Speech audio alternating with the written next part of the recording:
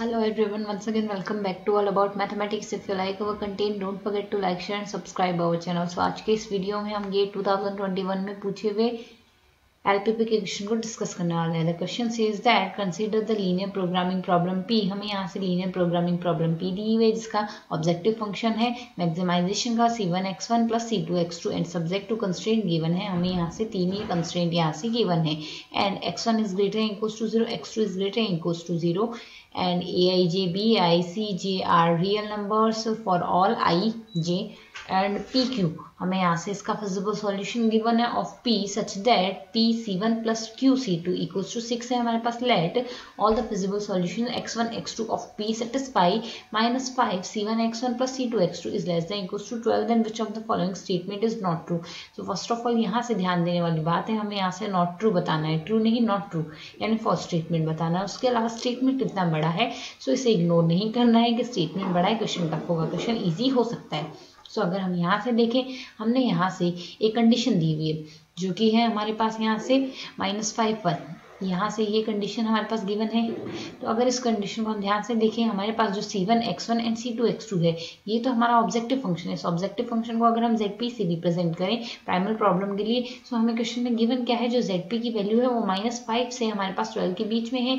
अब हम ये कह सकते हैं -5 से 12 है, इम्प्लाइज ये हमारे पास बाउंडेड है. अगर बाउंडेड है इम्प्लाइज यहाँ से हमारे पास जो प्राइमल प्रॉब्लम है उसका बाउंडेड सॉल्यूशन आ रहा है. साथ ही हमें कहा गया है फिजिबल भी है, P Q is a feasible solution of P. P का फिजिबल सॉल्यूशन इंप्लाइज हमारे पास यहाँ से इसके लिए ऑप्टिमल सॉल्यूशन एग्जिस्ट करेगा. ऑप्टिमल सॉल्यूशन अगर प्राइमल प्रॉब्लम के लिए एग्जिस्ट करता है, दिस वन इज इम्प्लाइंग हमारे पास फंडामेंटल थ्योरम कहती है अगर प्राइमल प्रॉब्लम के लिए ऑप्टिमल सॉल्यूशन एग्जिस्ट करता है, इम्प्लाइज ड्यूअल प्रॉब्लम के लिए भी ऑप्टिमल सॉल्यूशन एग्जिस्ट करेगा. सो इम्प्लाइज यहाँ से हम कह सकते हैं अगर फर्स्ट स्टेटमेंट हमारे पास करेक्ट है तो यहाँ से हमारा फर्स्ट ऑप्शन कहता है P has an optimal solution. ये रिजल्ट हमारे पास यहाँ से ट्रू रिजल्ट होगा, बट हमें फॉल्स रिजल्ट बताना है, सो ये स्टेटमेंट हम करेक्ट नहीं कर सकते.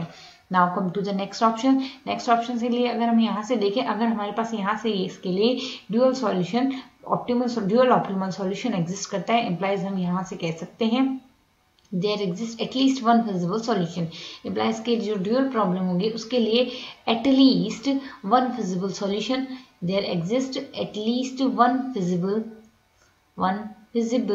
Solution, at least one feasible solution exist करेगा ही करेगा. और अगर ऐसा एग्जिस्ट करता है तो यहाँ से हम कह सकते हैं हमारे पास जो सेकंड लास्ट रिजल्ट है द ड्यूअल, यहाँ से जो हमारा लास्ट रिजल्ट कहता है the dual of P has at least one solution, ये स्टेटमेंट भी हमारे पास यहाँ से ट्रू स्टेटमेंट बताना है. सो ये ऑप्शन भी डिस्कार्ड हो गया, ये हमारे पास यहाँ से डिस्कार्ड हो गया. अब अगर हम आगे चले तो हमारे पास वीक ड्यूअलिटी थ्योरम है.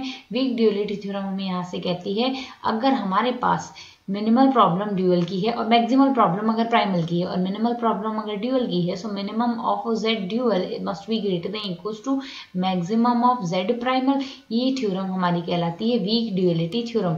ये हमने वीक ड्यूअलिटी थ्योरम से लिखा है. सो अगर ये वीक ड्यूअलिटी थ्योरम है सो हमारे पास इस प्रॉब्लम का अगर ड्यूअल प्रॉब्लम देखें, ड्यूअल प्रॉब्लम का जो ऑब्जेक्टिव फंक्शन बनेगा वो हमारे पास क्या बनेगा, इसके कंस्ट्रेंट लेंगे, इसके कंस्ट्रेंट के राइट हैंड साइड में है हमारे पास b1, वेरिएबल y1 मान ले तो v1 y1 plus b2 y2 आएगा प्लस b3 y3 आ गया.